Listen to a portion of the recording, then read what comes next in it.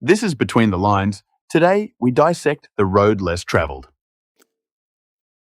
Hello, we are with the road less travel again, and now chapter 20, which is called Cathexis without love. Remember that we've been talking about cathexis, what it is, and also we talked about dependency. And dependency, we have already said that is not interested in the spiritual growth or the mental growth, or if you will, the enlargement of your mind palace. It is only interested in the person who is dependent on the others to fulfill their desires to become love, but not giving anything in return. So, in this chapter, we will talk a little bit more in depth about that. And even though language, and also the doctor says here, language deceives us because it doesn't fully can express what real love is. So we have to create definitions around it, and we have already talked about the definition. I'm not going back into there. If you want, you can go back to the other chapters before this one. And this is actually interesting because I make a parenthesis here. I was today listening about poetics, and poets, what they do is they try to express things that cannot be really expressed. I mean, real and very good poets.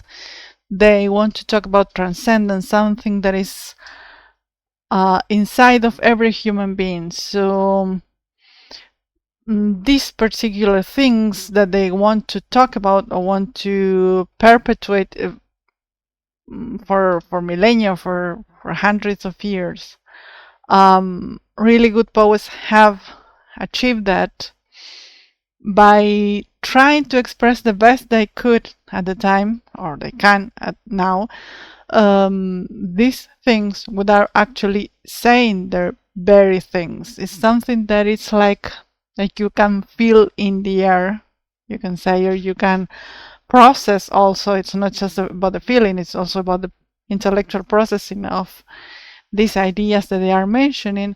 And they know, they actually know, good poets, that they cannot really express those things. And it also reminded me, I will try to close the parenthesis soon, it also reminded me of the Tao, because the Tao, it says, or the Tao, it says that it cannot be expressed, and everything that you can name in words is just not the Tao. It's like something that is there, but it escapes from us.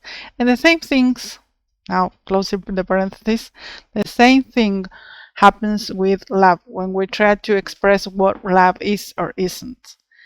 It's something that we can comprehend at a certain level, but maybe we cannot really express it with words. So, having said that, now we continue with cathexis without love. And it's actually, the doctor mentions that the language is kind of tricky sometimes. And maybe that is why when we talk about love or the things we like, we say, I love that. I use that word also all the time because, again, language is what it is, and sometimes we misuse it or take it lightly. So we say, I love, I don't know, skiing. I love going out for dinner. I love going to the movies. But that is not actually love, right? And we tend to say sometimes that this is actually a question that I came up with while reading this, and is that why is that we do that? Why we tend to say love when we like something, which is not the same, right? And especially in English, I think, or at least to the extent of the vocabulary, the vocabulary I have in English, and the usage of this language, love is used like almost indistinctively. Maybe in Spanish we can make some distinctions, But in English, we say we love, for example, we say he loves money, he loves gardening, he loves teaching. And when we think about this, let's concentrate on this phrase, he loves money. When we say that, we think about a person that sometimes when we think about the person, he's not actually a loving person or a lovely person. Both those words could apply. And sometimes this person is too focused on getting money, for example. So there may be a mixture, and I'm not saying that wanting to have money is a bad thing in itself when it is a means in order to, in this case, as the doctor says, in this book, we're trying to say that love is more important than money. I mean, it's spiritual growth. It's not love, actually. It's spiritual growth or mental growth. And he advocates for that in this book. So he says that sometimes we tend to see, for example, money as an end, something that I have to have. The more I have, the better, but not seeing that it is actually a means in order to get something that we really want, which is our realization as people, our evolution as humans. That is what I wanted to say. So our goal, or this spiritual growth that he says, or this mental growth, has to do more with, again, human evolution instead of just accumulating things or money or whatever it is, or skills. And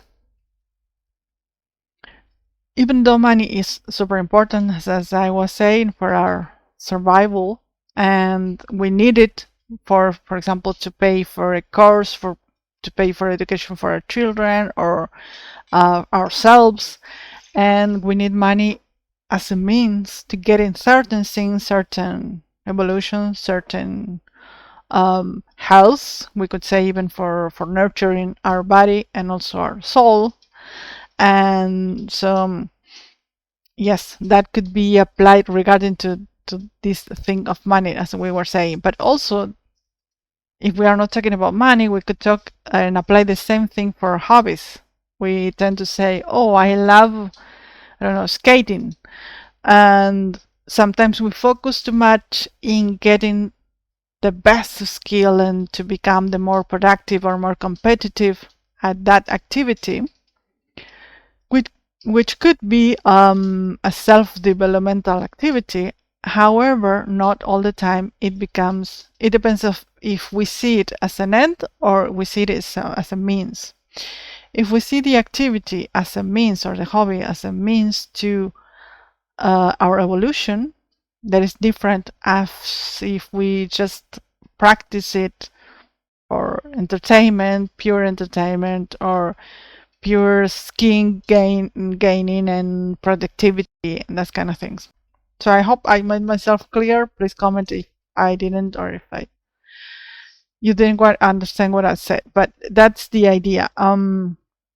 So this could be nurturing activities, nurturing not only for, I use the soul, but I mean like for enlarging our mind palace, we could say, for growing spiritual or our mental growth, right? So even hobbies are nurturing activities for your soul, for your mind, whatever, and they could be used as a distraction, as entertainment. That is not the goal that we have to keep in mind or in it for us. If we want to grow, if you are here, it's because you want to grow yourself and that kind of thing. And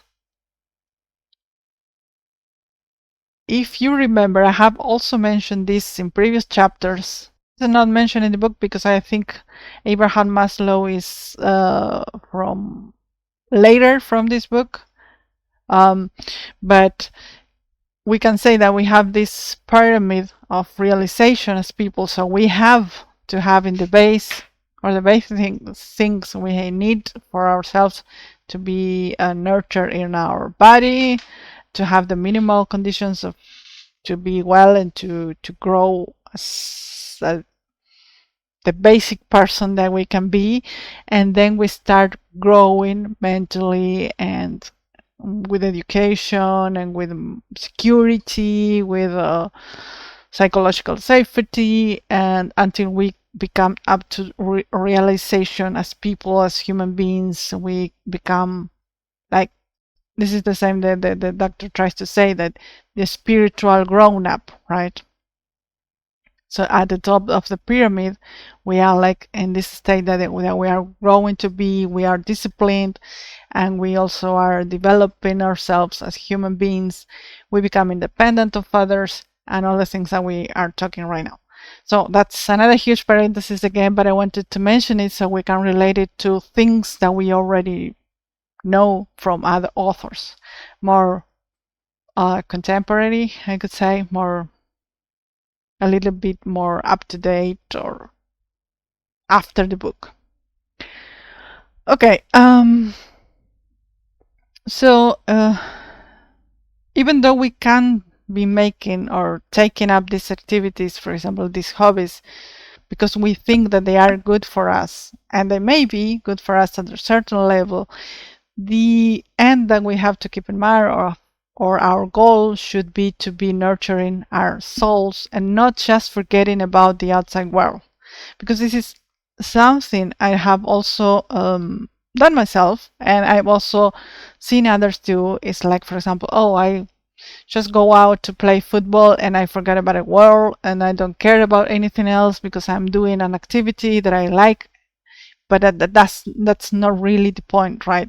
Or I'm doing some therapeutical sorry, drawing or those kind of things, or I'm I don't know, sewing because it makes my mind be at ease.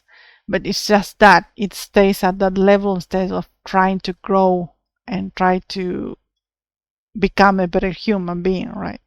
And of course, you can't all the time trying to be maximizing your self-developmental state, but just keep that in mind. And it is also okay if you are super stressed to do those kind of things just to pass the time.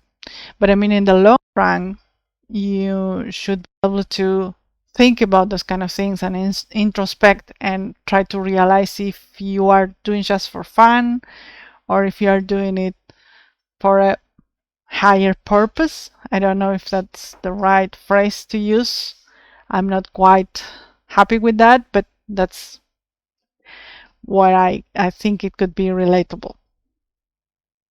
Anyways, that's just my opinion. And another question that I had while reading this chapter was, so then can we really love things or activities, or can we actually love things, or we can only love humans? What about pets, for example? And the doctor talks about that. And he says, for example, he even argues in a footnote that sometimes he says, I don't know if pets or animals, plants, and rocks or other things have a soul of their own, if they have a spirit, or however you want to see it, which that is more like animistic way of seeing life, more oriental, I would say. But we are just trying to stick to the definition of the book, which is in relationships with other human beings. So the love we are talking about here is about love or relationships with another human being. And saying that, it is important to then talk about pets, for example. And this is something that I say for myself, which is, I always said, oh, I love my cats and that kind of thing, but we have limitations regarding to the way we can communicate with our pets, or we do not know what they think. We are not preparing them for growing up and leaving the house and becoming doctors, or going out to study abroad, or no, they will be forever with us. I hope forever. I mean, for the length of their lives. And in my case, I try to do the best for them, and I try to be the best guardian or helper. But at the same time, and even though they can, as the doctor said, ignite in you like a maternal or paternal instinct, they are not like children, they are not like human beings. And there will never be, because they won't be able to grow up and self-develop, and you can't help them also doing that. So we only can talk about people regarding this topic. And another thing we can say is that, well, the doctor actually mentions it here. He says that, and I have this experience too with other people saying, "Oh, I love more my dog than other people, and I love more my animals than other people." And this happens, right? I have heard many people say that. And also, the doctor mentions two other cases, and one is from the American soldiers marrying girls or women from Germany, or Vietnamese women, or people from Asia after different wars. They would marry them and take them back to their homes in the US, and the marriage was perfect because the wives didn't actually speak English until they started speaking English, and they started expressing their opinions and expressing their likes and dislikes and what they wanted to do, because they are human beings, right? And so that's when the problem started in the marriage, because they started to communicate. So at first, the doctor said he actually doesn't say this, but he's talking about pets, and so this could be like these war brides. They weren't actually pets; they were people. They just couldn't communicate, so everything was fine because they couldn't express at first. So when they started expressing what they really felt, or they really thought about the things that were going on, that is when the problems in their marriages started, right? And many ended up in divorce. And the same happens. Remember that we have been talking in this section about discipline, that when we become 2 years old, it is generally called the terrible twos, because we act like, even though we are little children, we act like we are the little dictators at home, and we become unbearable at that time. And that is why parents have to be more loving even than they normally are, because they have to be patient and put the effort and bringing up the children and that kind of thing. And some mothers, even though they have the mother instinct during the first year of their lives, they cannot cope with that behavior, and they fall out of love with their children. And that is the time also when the children are deconnecting from their mothers. So it's like we are detaching from our mothers at that time. And that is when some mothers cannot help coping with that, because they don't really want to. Of course, this comes for mental problems and other things that we can discuss in another time. But many mothers, what they do is they leave their children aside, and they maybe have other children, so they don't have to take care fully of that little dictator is going around. And they fall out of love with their children, and because they prefer them to be the pets of the house, where they are fully dependent on them, right? And I'm not saying that is the norm, but it happens in many cases. Well, that is part of life too, and it can be, of course, treated with psychological treatment, of those kind of things. And as adults, those children, as we said before, they become passive dependent and also become depressive sometimes. So again, the maternal instinct that we have maybe with the pet or with the child in the very first moment, it has to be when we fall out of love with our children, with our pets, or when we cannot stand the situation. That is when love starts, as we talked many times. So that is when we have to put on all the effort in order for it to become a healthy relationship.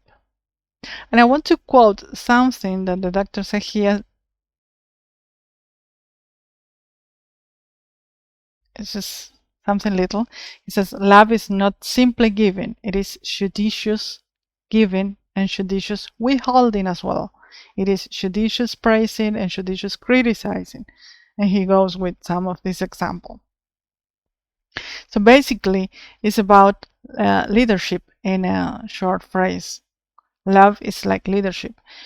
It requires for you to have your own criteria, your own judgment, your own way of putting the work into it, to make decisions, to act accordingly, put rules, put the boundaries that we've been talking about. And that is the way to make a relationship healthy and work out well and make it flourish. And also, at the same time, you becoming independent and being your self-developer, being your own master, we could say, right? While you are in relationship with the other person.